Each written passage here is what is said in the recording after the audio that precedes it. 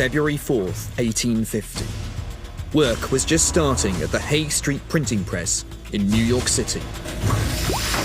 But in the basement, temperatures inside their coal-fired boiler were reaching dangerous levels. A force of nature was struggling to break free.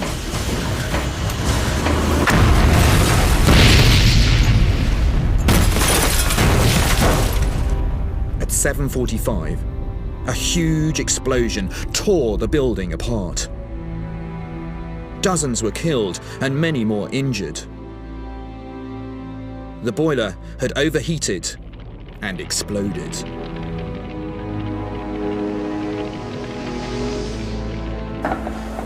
Disasters like this were happening daily during the Industrial Revolution. We'd begun to harness energy, but we were struggling to control it with any precision.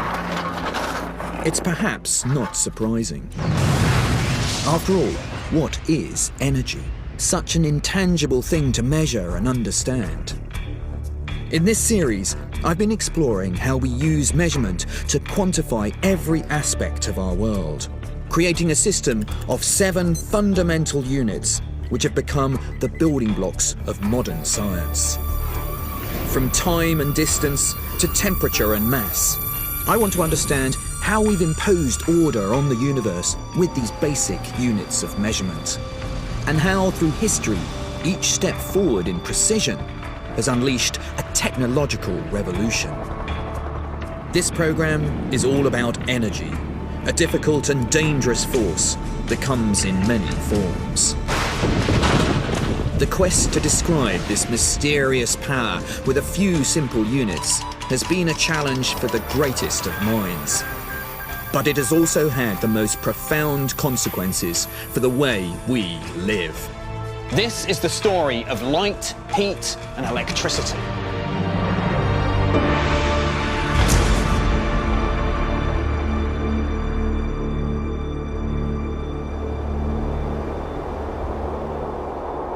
Hundreds of kilometers above our heads, a fleet of satellites watch over the Earth. What they can do seems almost magical, beyond belief. They can measure the thickness of sea ice with millimeter accuracy, measure the temperature of our oceans or the subsidence of your house. And all of this is only possible because of our precise ability to measure energy. Harnessing the power of light, heat, and electricity has transformed our lives in ways no one could have predicted. But how did we learn to measure energy with such precision?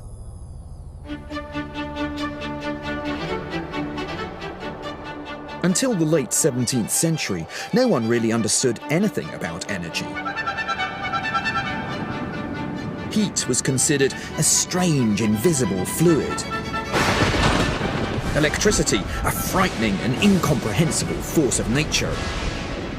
And light, something God-given that shone down from the heavens and ripened our crops.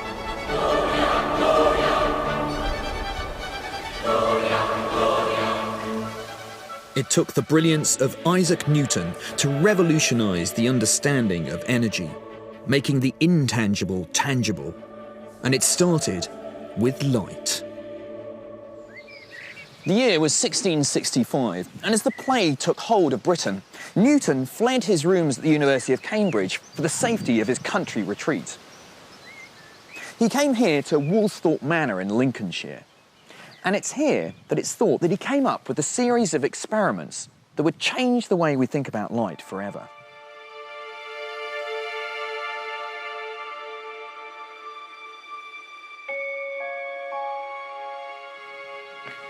At the time of Newton's experiments, it was well known that if you pass light through a prism like this, then a spectrum of colour is produced. But what most people thought was that somehow the prism was colouring the light. But Newton thought differently.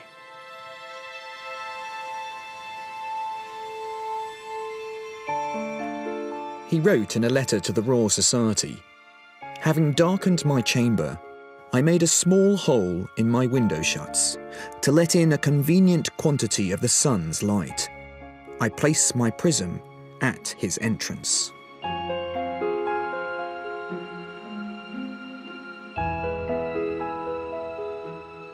Now, to prove that it isn't the prism that's colouring the light, Newton had a brilliant idea. What he did was to isolate one of the colours, and he did that using a screen. I'm going to pick out the green. Now, if it was the prism that was colouring the light, if I put a second prism in front of this green, it should change the colour. But when Newton did that, what he saw was the same green colour on the wall. It wasn't the prism that was colouring the light. Newton had proved that it was the sunlight that was made up of all of these different colours. He'd unearthed the secrets behind the visible light spectrum. His account continued. Light is a confused aggregate of rays, imbued with all sorts of colours. The blue flame of brimstone, the yellow flame of a candle, and the various colours of the fixed stars. Light was now something that could be analysed. Solving its mysteries would allow light to be manipulated, and most importantly of all, measured.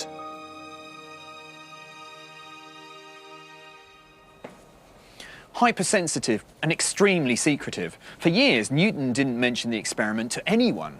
But finally, in 1672, he submitted his first formal paper about the experiment to the Royal Society. When it was read to the fellows, it was met both with singular attention and uncommon applause.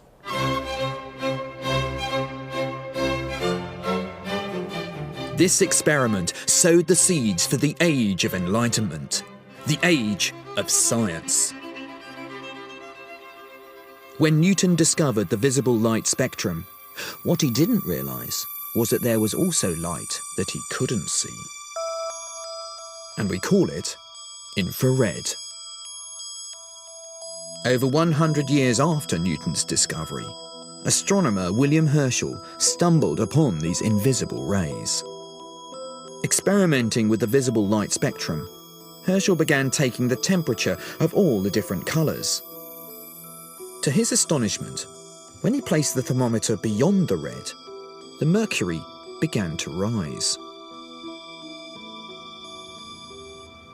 So I got a much more sensitive thermometer here called a thermocouple, and you can see on the screen, which is measuring the temperature, there's a sudden surge out beyond the red. There we go. There's the spike. Wow. Herschel called these invisible rays calorific rays, but we know them today as infrared. And in fact, all the waves, infrared, radio waves, X-rays, microwaves, gamma rays, they're all, like visible light, certain forms of electromagnetic radiation. And all of this electromagnetic radiation are made up of photons of light, of different wavelengths, some which we can see and some which we can't. And it's the measurement of these invisible rays which is at the heart of 21st century measurement.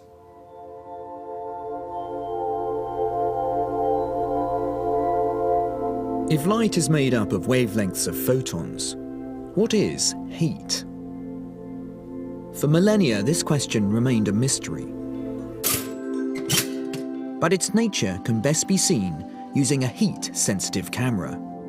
So if I take this piece of wood and hit it with a hammer,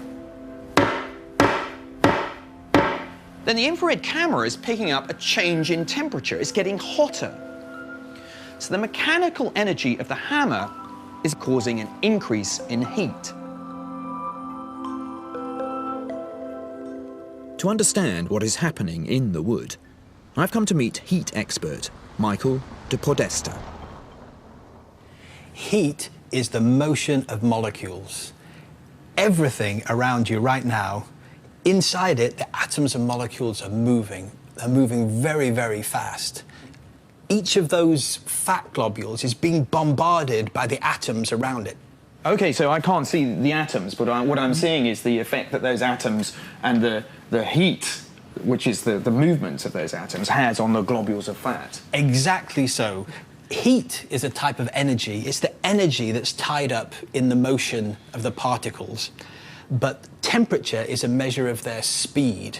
Right. So actually, when I touch something and I'm actually detecting how hot it is, what I'm really detecting is how fast the molecules are moving on the surface. That is exactly what you're detecting. It's astonishing. To get to this molecular understanding of temperature, we first had to go through hundreds of years of experimentation and invention. And it all started in Renaissance Italy in the 16th century.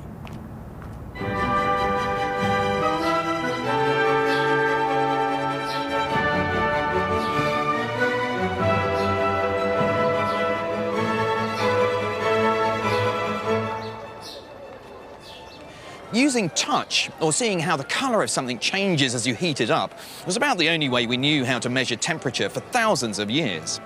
An accurate temperature measurement remained elusive until a breakthrough was made here in Italy towards the end of the 16th century.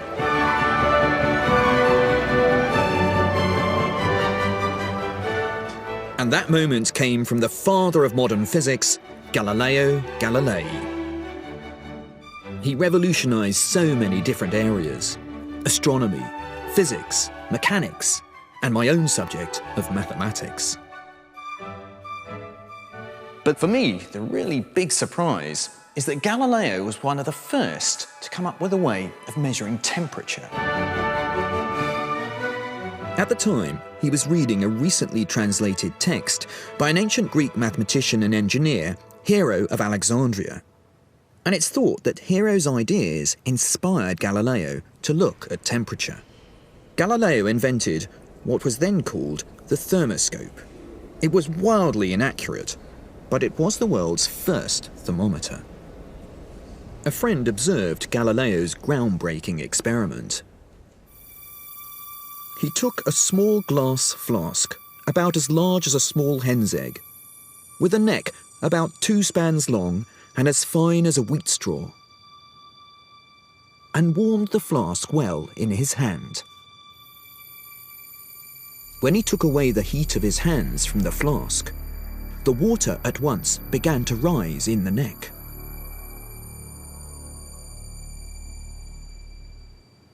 What Galileo was exploiting here was the fact that if you heat something up, like air, it expands, so the level of the water goes down.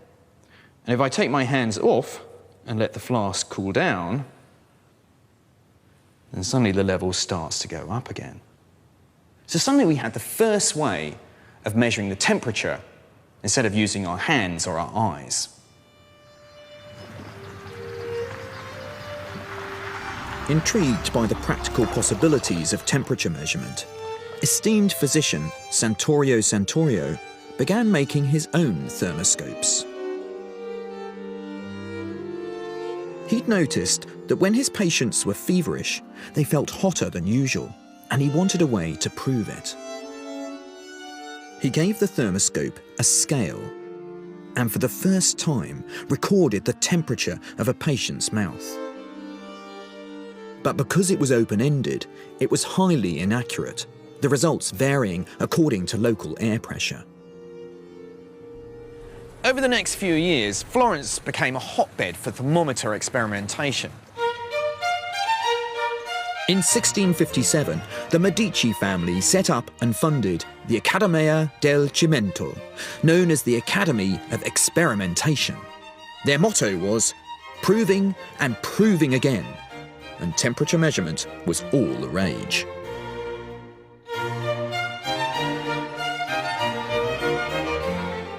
It was a real fusion of art and science, using the skills of some of the finest glassblowers in the world. Thermometers became increasingly accurate. Water was replaced with alcohol, and the stems became sealed. Designer Sagredo built circular thermometers with 360 divisions, an idea he borrowed from the ancient Babylonians, who were the first to divide circles into degrees. It's why today we measure temperature in degrees.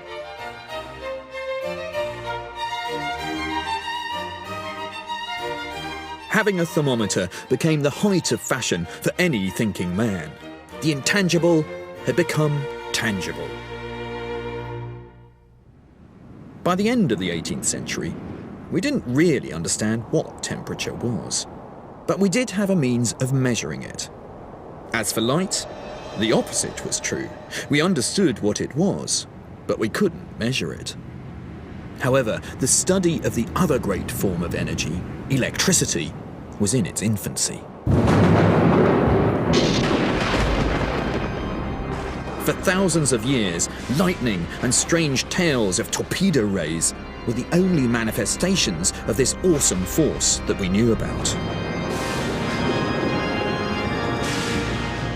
Striking fear into our hearts, all we could do was observe its blinding light and its searing heat.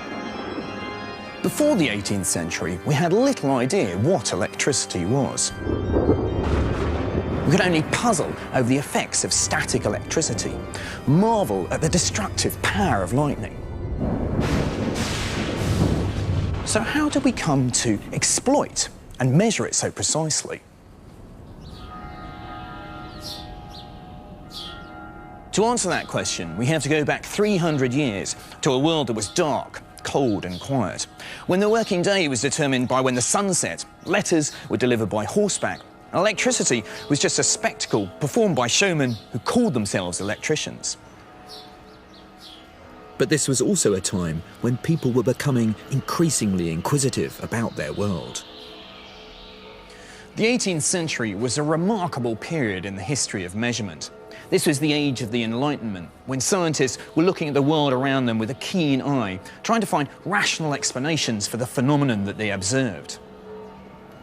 And the strange force of electricity was coming under scrutiny.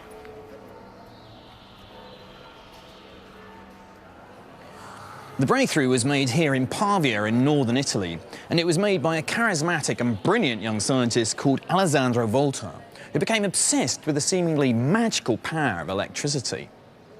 In a state of deep emotional distress after a torrid love affair with a beautiful opera singer called Mariana, the lovesick Volta threw himself into the investigation of animal electricity. And the animal he studied was the torpedo ray, a fish capable of electrocuting its prey.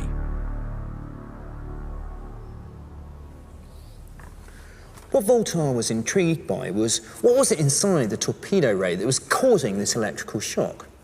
When he looked inside its anatomy, what he found was a column of cells that seemed to be responsible for the shock. So this is what he tried to copy. Now, Volta must have played around with many different ideas, trying things out, nothing worked, until suddenly he had a breakthrough. His lead came from the work of Luigi Galvani.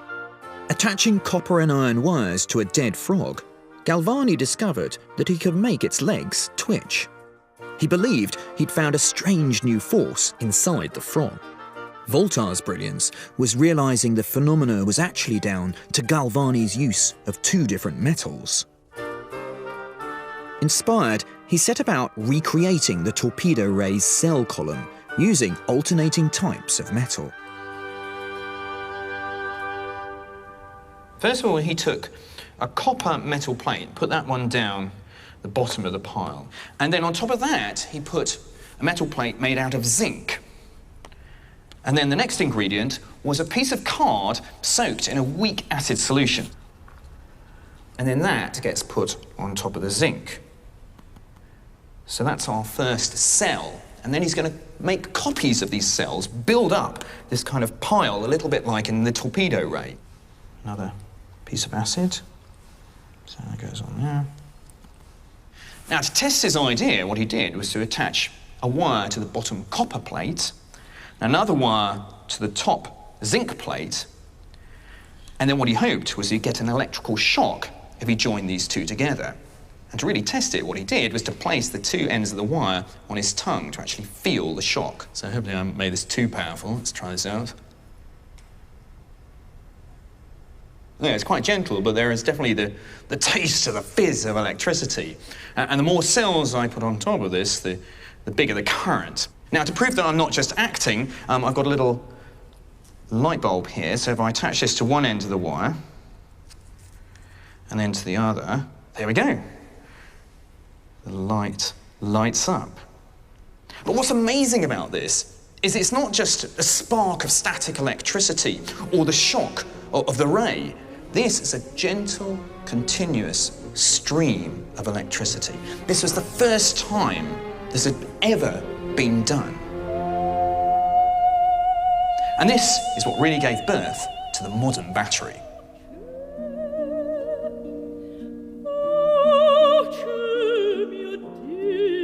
In Voltaire's typical self-confident and flamboyant way, he toured the lecture halls, showing off his great invention. Other scientists latched on to the discovery, using the cells in their own experiments. It would take hundreds of years before we fully understood electricity, but Voltaire had begun to unlock its secrets. Electricity, light and heat were no longer supernatural forces, but tangible forms of energy that were attracting the greatest minds in science to their study. And these scientists soon realized better measurement would hold the key to harnessing their immense power. By the time Voltaire was creating the world's first continuous electrical current, thermometers had already been around for 200 years. But readings varied depending on whose model you used. It took Polish-born scientist Daniel Fahrenheit to make the first big leap in standardizing temperature measurement. He chose mercury, as it expands more uniformly than other liquids, and is liquid over a wide temperature range. But his real innovation was to introduce two reliable and reproducible fixed temperature points, so a scale could be calibrated. At the low end, he chose the melting point of pure ice at 32 degrees, and the upper end, 96, the temperature of human blood. This later changed to the more practical boiling point of water at 212. Anders Celsius simplified things, choosing a 100-degree scale based on the boiling and freezing points of water. His brilliance was to calibrate his thermometers to standard atmospheric pressure, making them accurate whatever the weather.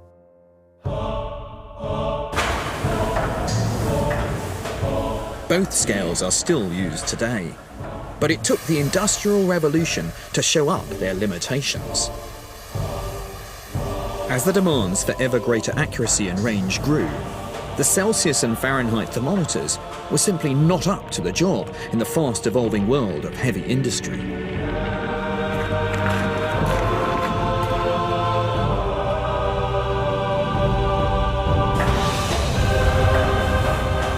By the end of the 19th century, steam engines like this Watt engine were really driving the Industrial Revolution. They were pumping down mines, in distilleries, controlling the machines in factories across the country. This extraordinary engine at Papplewick would be pumping over 1.5 million gallons of water a day for the citizens of Nottingham.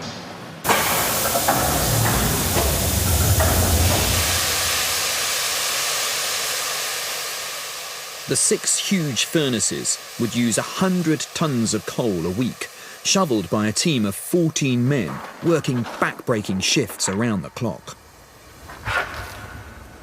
The temperature inside this furnace is getting to over 1,000 degrees centigrade.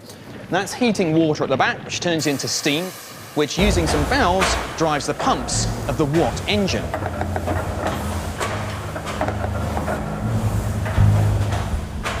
Now, the thing is, when water turns into steam, the volume changes by a factor of 1,600, and that's where all the power comes from. Now, the pressure depends on the temperature inside this furnace. Get that temperature wrong, and the whole place blows sky high. By the second half of the 19th century, boilers were exploding at a rate of almost 1 every 4 days in America alone. One of the worst incidents was later called the Titanic of the Mississippi. The American Civil War had just finished, and the steamship Sultana, packed with newly released Union prisoners of war, was returning home. At 2 a.m. on April the 27th, 1865, her boilers exploded, tearing the ship apart. Over 1,700 lost their lives in what remains one of America's worst maritime disasters. Steam power was changing our world, but at a high cost. Thermometers simply wouldn't work at these high temperatures. The glass would break. And the Fahrenheit and Celsius scales themselves were far too inaccurate at recording temperatures so much higher than the boiling and freezing points that they were based on. A new means of measuring high temperatures was urgently needed. And the answer ultimately came from an unlikely source: electricity. The breakthrough came in 1820 when a German scientist, Thomas Johann Seebeck, realised that if he took two wires of different metals and wound them round each other and put the two wires inside the furnace, then took a compass and put it over the wires, he discovered that the needle of the compass moved. There was a magnetic field being caused by this wire. The difference in temperature between the end inside the furnace and this end here is causing a difference in voltage potential, which is creating an electrical current running through this. The electrical current causes the magnetic field, and that's what's being picked up when I put the compass over the top of this. This simple observation is what led to the creation of a device called a thermocouple. In fact, a modern-day thermocouple can actually measure this voltage difference. I can record the heart of the furnace that it's going up 900 degrees. Look, it just topped over 1,000 there. And for me, the amazing thing is that we're using the measurement of electricity to actually find out what the temperature is inside this furnace. But before we could fully harness heat's power, we needed to understand what heat really was. In the 18th century, a popular theory among scientists was that heat was an invisible liquid that flowed in hot substances.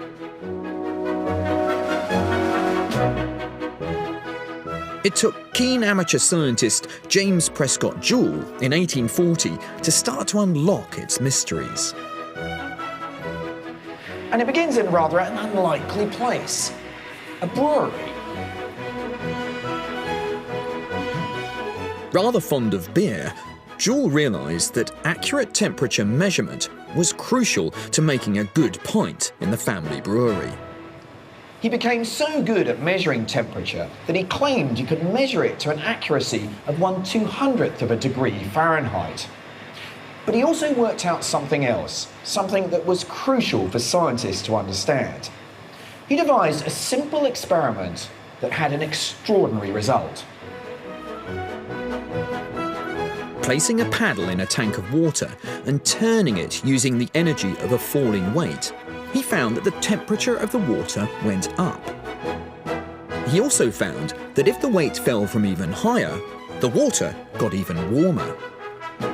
Joule had discovered mechanical energy could be transferred into heat. It was a huge breakthrough. Heat wasn't an invisible fluid, but a form of energy.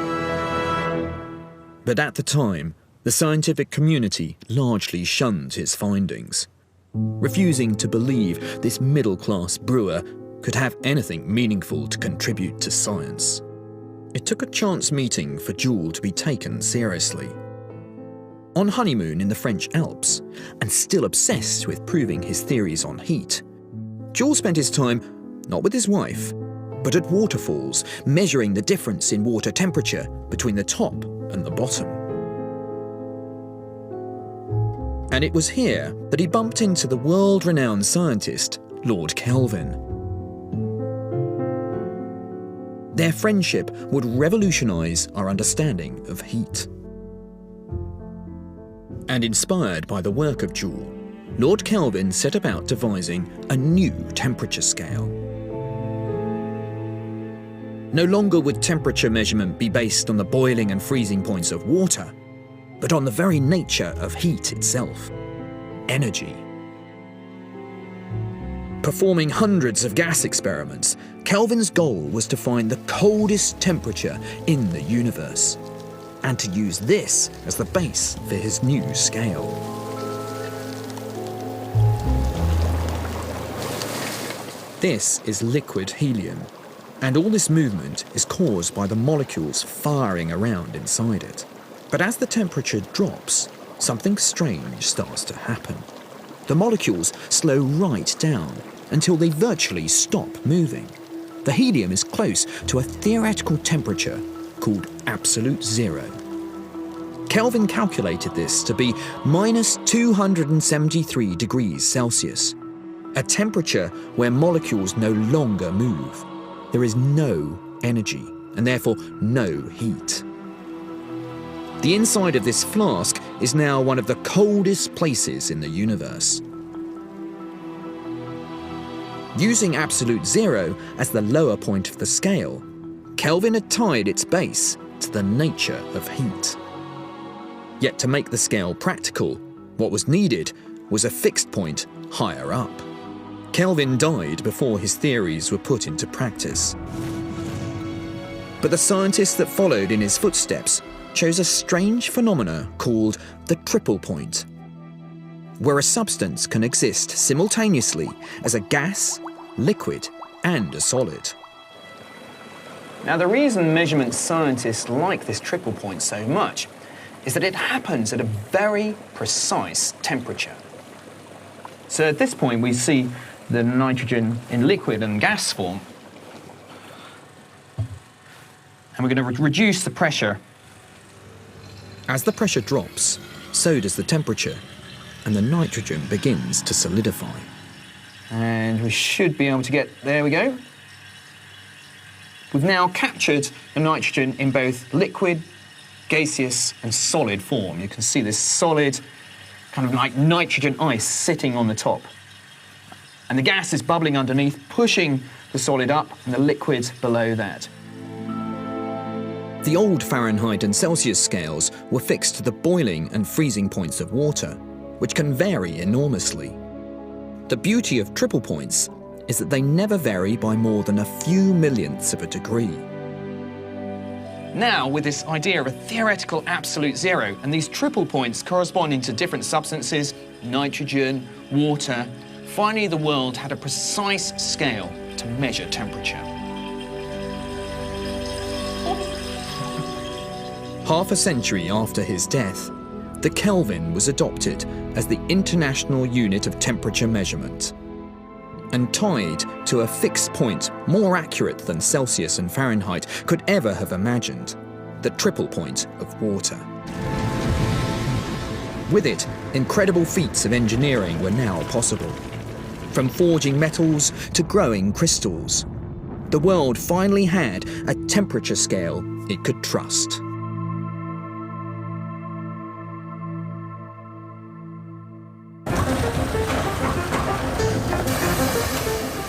Like heat, the story of electricity also took a giant leap forward during the Industrial Revolution. It was French maths prodigy and physicist André-Marie Ampère who was to make the next real breakthrough. Intrigued with Ørsted's discoveries, he decided to further investigate the relationship between electricity and magnetism.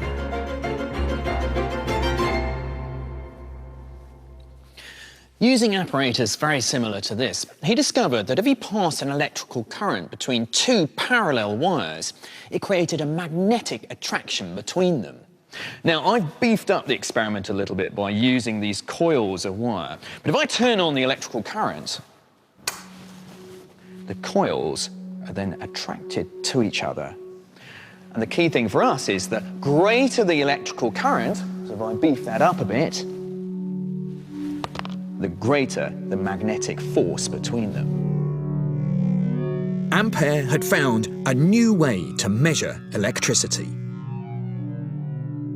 By measuring the strength of the magnetic force, he was able to build a machine to measure current, called a galvanometer, named in honour of electrical pioneer Luigi Galvani. And there was a practical use to all this. Ampere's work was about to pave the way for modern communication.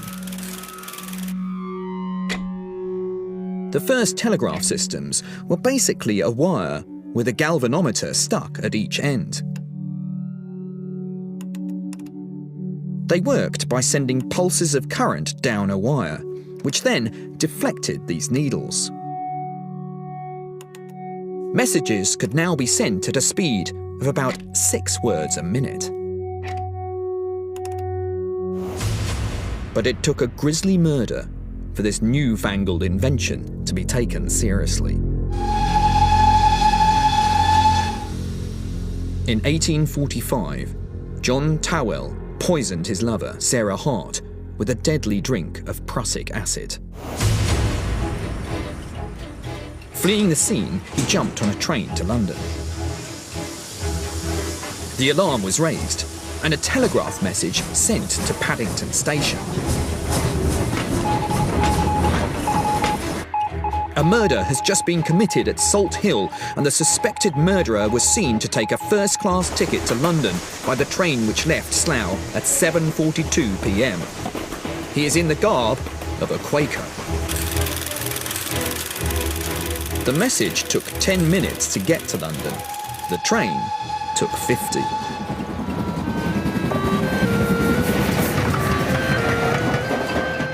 On his arrival, Tawell was met and tailed by a London bobby. News of his spectacular arrest made every paper in the country. The power of electrical communication was clear for all to see. Soon, telegraph lines were being laid across the world. A revolution in global communications was underway. But with no international system of measuring electricity, there were serious problems. If too much current was pushed down the line, the wires caught fire. Too little, and the message never got through. With lots of competing and different units of electrical measurement in use, standardisation was urgently needed. And in 1881, on the site of the Grand Palais here in Paris, that dream would become a reality.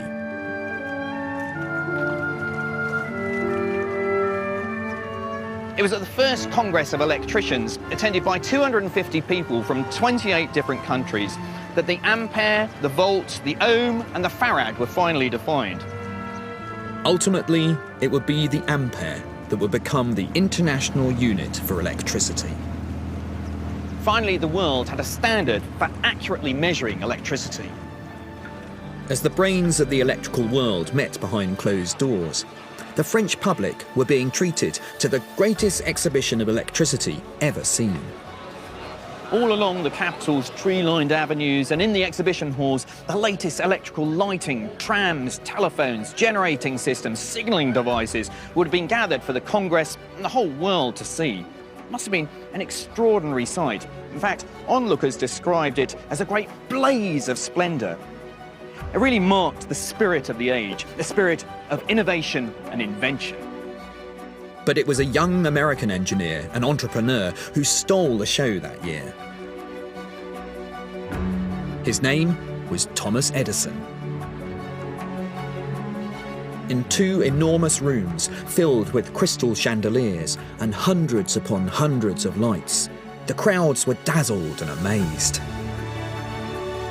But the invention that caught everyone's attention was his giant electrical generator, capable of lighting 1,200 lamps.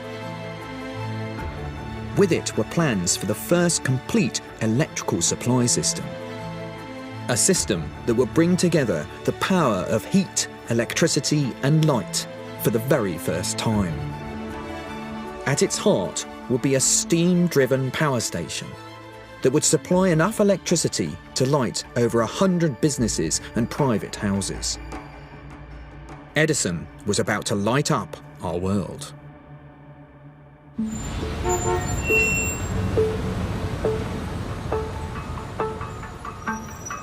6 months later, Edison's dream would become a reality. On the 4th of September 1882, Edison switched on his Pearl Street power station. An electrical current started flowing to 59 customers in Lower Manhattan, powering 400 lamps. The newspapers reported how, in a twinkling, the area bounded by Spruce, Wall, Nassau and Pearl Streets was in a glow. It marked the dawn of the electrical age. And the world would never be quite the same again. Electricity had arrived. And even Edison must have been surprised by its popularity.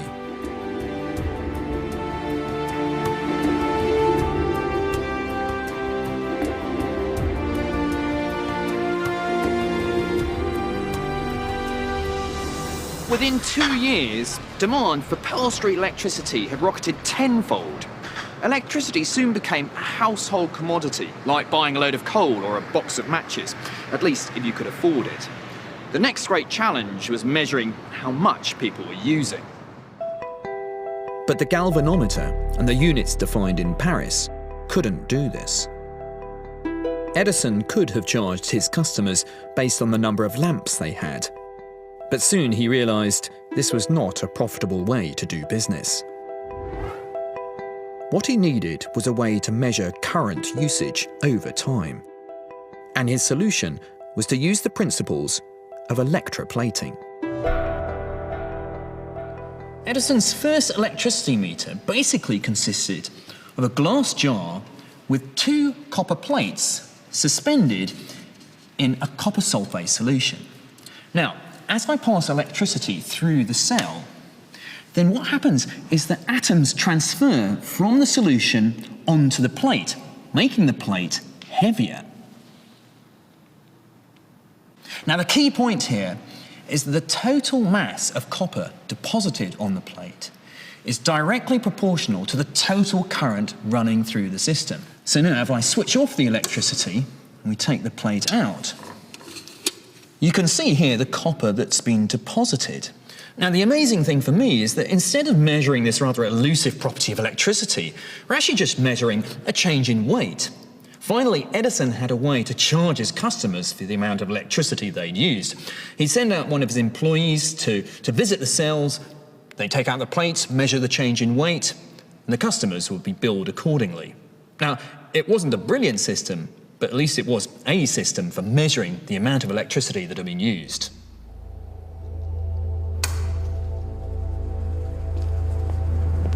While the measurement of heat and electricity was making great advances in the industrial era, the quest to measure light had been all but forgotten. It took the emergence of streetlights to change all this. Before Edison lit up our world using electricity, the very first lamps were powered by gas.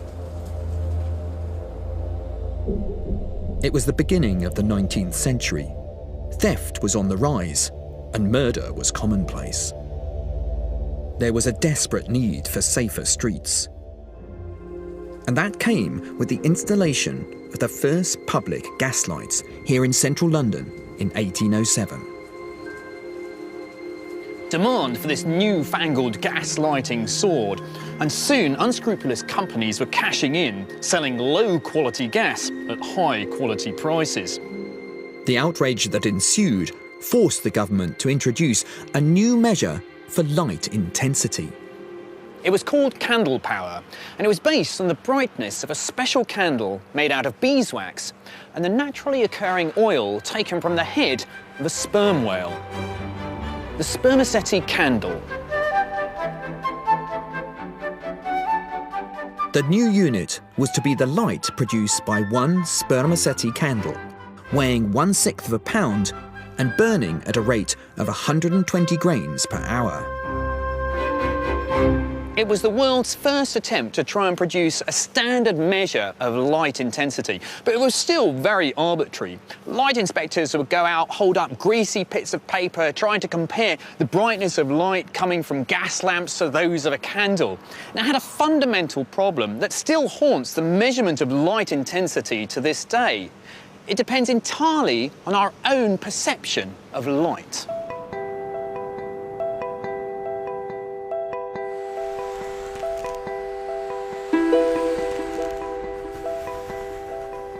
Now, this is the light produced by 100 candles. In a moment, I'm going to extinguish 50 of them. The problem is that the pupil in my eye expands and contracts to control the amount of light entering them, which means that when I extinguish half of them, it isn't going to look half as bright.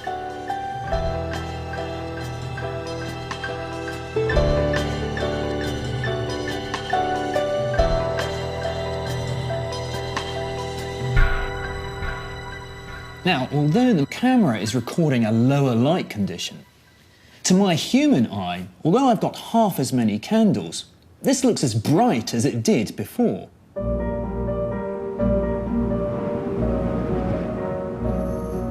It took a remarkable series of experiments in the 1920s to solve the riddle of human light perception. In an international study, 200 people aged 18 to 60 underwent a series of tests to find out what colour wavelengths we see best, and how our eyes combine these different colours to perceive brightness. Their work would lead to the creation of the candela, the unit we use to measure light today.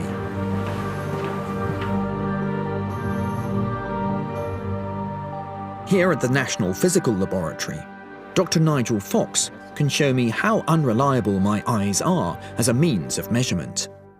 Yes, that's good. So let's measure. So it looks a bit like a 70s disco here, but... Yes. Well, we can't quite reproduce the experiment of the 1920s. The equipment has all disappeared. But what we try to do is to simulate the effect of that experiment here. So, Marcus, which of those lights looks the brightest to you? Well, I would say that the green one seems to be a lot brighter than the red and the blue. The red and the blue, maybe the blue next and then the red third. But yeah, the green certainly seems the brightest. Well, would it surprise you if I said the green is less than all of the others? Oh, really? Less intense? That's right. Yeah, you're not tricking me. No, this is So what's are real this measurements. recording then? This instrument is measuring the actual radiometric power that is coming from those different light sources. And as the instruments prove, my eyes really are deceiving me. That's extraordinary. The red is actually much more powerful than the green, yet my eye is seeing the green as more luminous. Exactly.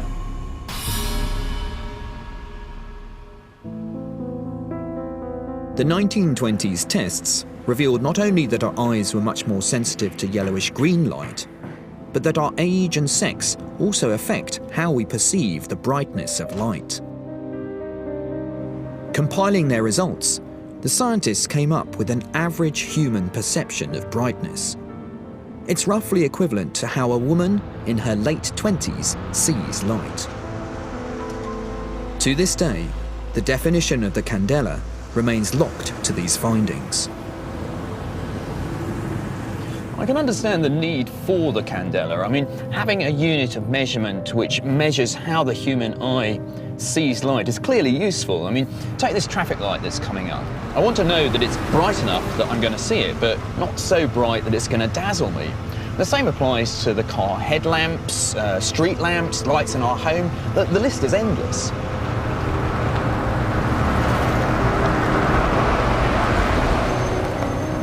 Because it's based on human perception, there's something rather odd about the candela as a unit. I mean, it's kind of the black sheep of the measurement family. And the candela's days are numbered. Today, scientists are trying to base all measurement on the fundamental, unchanging laws of the universe. We've done it for the meter, basing it on the speed of light, and the second on the movement of electrons inside an atom. Now the goal is to do the same for heat, electricity, and light.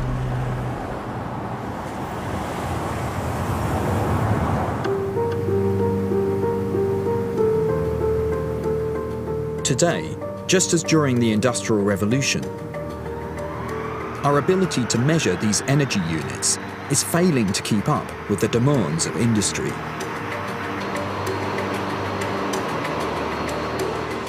Here at Rolls-Royce, measuring and harnessing heat at temperatures higher than 2000 degrees Kelvin will help deliver more fuel-efficient and powerful jet engines. Accurately measuring very high temperatures is a huge technical challenge.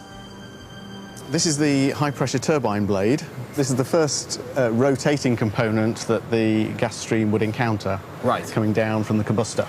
So whereabouts is that in here? So it's just downstream of the burners, yes. Right. So this is exposed to extreme temperatures. It is indeed, and temperatures above its melting point. Above its melting point. Above its melting point. So this would actually should be melting then. But okay. So how do you make sure it doesn't melt? We actually have to heavily cool them. So you can see some of the features that do that. The holes on the surface. There are passageways inside of the blade.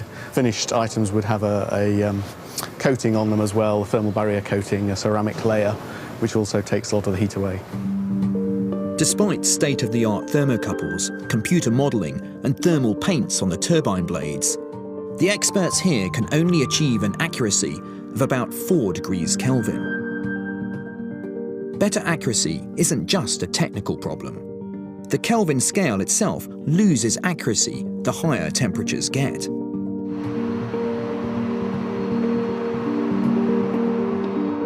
Today, new technologies are pushing temperature measurement to the absolute limit, such that a new standard is critically needed. Here at the NPL Heat Lab, they think they might be close to cracking it. Michael Di Podesta has built the most accurate thermometer in the world, an acoustic gas thermometer. It's the culmination of a 150-year story that began with Kelvin himself. What we're doing is we're determining temperatures in terms of the speed with which molecules are moving. What we measure is the speed of sound through argon gas trapped in this container down here. It seems extraordinary to be using sound in a way to be measuring temperature. Well, if you think about a sound wave, momentarily gas is compressed and that heats up the gas, and the gas then springs back and you're turning that thermal energy, the motion of the microscopic motion of the molecules, back into mechanical energy. So sound is directly linked to temperature. So what we measure is the speed of sound, and what we can infer very, very directly is the speed of the molecule.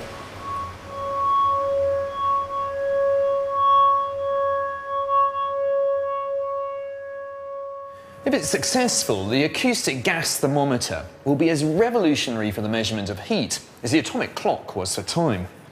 Just as Kelvin dreamt, it will create an absolute system based on one of the fundamental constants of the universe, the Boltzmann constant, a magical number which relates the movement of molecules to temperature.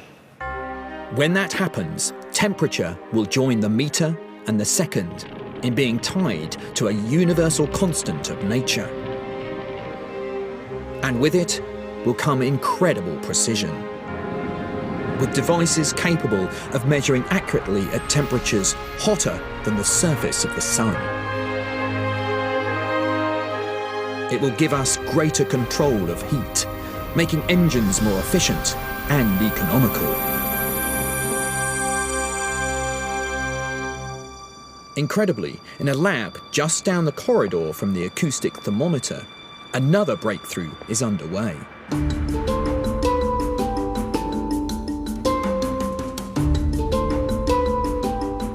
Here, J.T. Janssen and his team are revolutionising the measurement of electricity. And their work can be traced back to Volta's battery experiment. We now know if you break something down into its building blocks, atoms, you will find a positively charged nucleus orbited by negatively charged electrons. Metals like the copper and zinc used by Voltar have electrons that readily detach from their nuclei. It is these loose moving electrons that enable electricity to flow, forming a current. Using some of the strongest magnets on the planet and temperatures close to absolute zero, JT's team are controlling the movement of single electrons and counting them as they pass through their experiment, one at a time. We've been working on this experiment for about 10 years now, and it's all related to trying to redefine the ampere, the unit for electrical current, in terms of a fundamental constant of nature. And in this case, that's the charge of an individual electron. And then now we're at the level where we can control 1 billion electrons per second, and we're only missing a few of those. JT's experiment will redefine our measure of electrical current using these individual electrons. They are fundamental particles, the same throughout the universe. For scientists, this is the goal, tying measurement to the unchanging laws of physics. And their work won't just impact on the world of measurement. Controlling the flow of single electrons is key to developing quantum computers. This next generation of technology will produce computers capable of calculations that are vastly beyond what is currently possible. They could simulate the human brain, model climate change in real time, and data storage using electrons would mean virtually limitless capacity. As we delve deeper inside the fabric of our universe, into the quantum world of subatomic particles, measurement is undergoing a fundamental and exciting change. We are now using the very building blocks of matter to help us measure the world around us. Even the black sheep of the measurement family, the candela, could soon be redefined, tied to the flow of photons of light.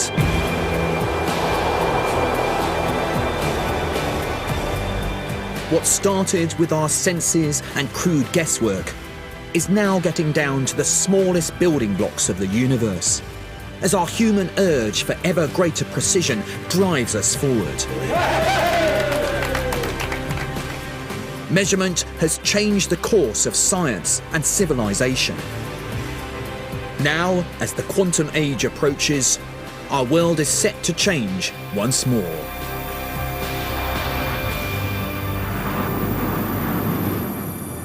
But this is all part of a story which started thousands of years ago, when our ancestors began to measure time, length, and weight. They were trying to understand the environment around them, to measure it, and ultimately to manipulate it. But isn't that really what's still driving us today? Because measurement is the key to understanding our place in the universe.